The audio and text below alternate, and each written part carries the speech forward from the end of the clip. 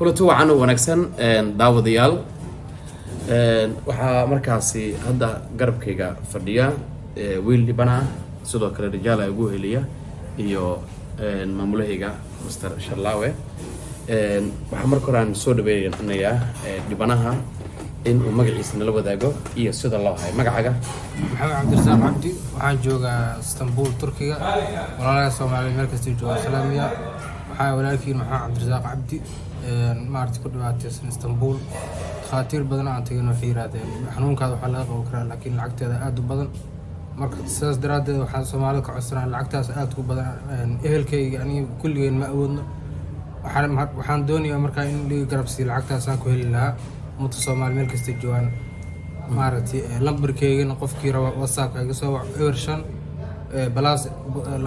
lambar Turkiya balaas 9 evershan 52 52 85 29 ever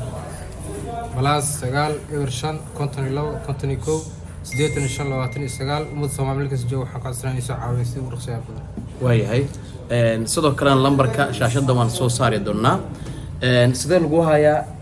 xagee laga qabtay goorma socodkan isku aragtay horta xanuunkan anoo yar maartay afka dhiig ka keeni jiray kadib xanuunkii waa soo fiday waagaas wadanka waxa ka socday dagaal iyo maartay burbura ka socday meel isbitaal la tagay marka meel aan qaxnay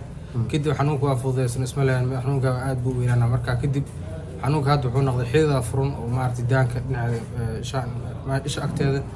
macal faruurtii macal sanki kulli waa qalocdeen marka xididka dhiig wuxuu ku shubay halkaas takhaatiirtuna waxay yiraahdeen maskaxdu u dhow yahay hadii sida urqsiga badan hadii wax loo qaban inuu maskaxda ku shubaa laga yaabo marka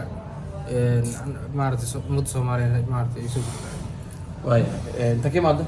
waxaan ka imaaday Muqdisho ka imaado okay haya rijaal soo dhow horta walaalaha muslimiinta ee Soomaaliyeed annaka dad Soomaaliyeed badan la hadlaynaa afkeena fahmayo walaalkan dhibana waaye wuxuu u baahan yahay in maanta la taageero in la iska qosqoslay in adduunyo waxaan in la iska baashaalay way jirtaa laakiin walaal aad uga damqadan ninkan walaalkii dhalinyarada marka arkay iyo dhibka haysto iyo maanta annaka farxadda iyo baashaalka iskaga jirno iyo waxaan wax adduunyo waaye marka wax dhiilay qof walba oo Soomaaliya walaalkan dhibkana haysto ilaahay horta qof walba naga xanuunsanaa caafimaad ilaahay caafimaadka hayo hadda wadanka Turkiga waxa waaye aad yani wax yar waxa lacag badan lagu dhaahday saaxiibkay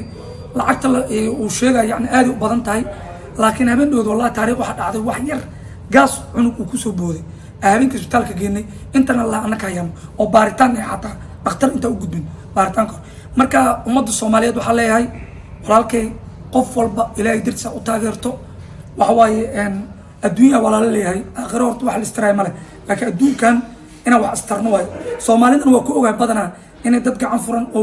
ninkan dhibanaha inay ka jiifa joon waa amsanahay laakiin wallahi aad ay damqaysa caawa kama okay waayahay waxaan soo dhaweynaynaa Sharlawe bismillahir rahmanir rahim horta kulliguna waa santiin insha Allah dadkiina si gaabiyad Allah wiilkan wuxuu yimid xalay runtii maqayd markuu yimid habeen horena gabar waxa iska jirtay oo dhibano laba barsood ku da'ay cunugir wadatay iyadana waa u gulmanay alxamdulillah horta dhammaan muslimiinta meel kasta ay joogaan Soomaaliya waxaan ku sheegayaa wiilkan waa wiil aan dhalnay wiil walaalka waa ilmaheena runtii haddaad aragtaan waa aad u nolol dalacisiin wuxuu u baahan yahay kaalmo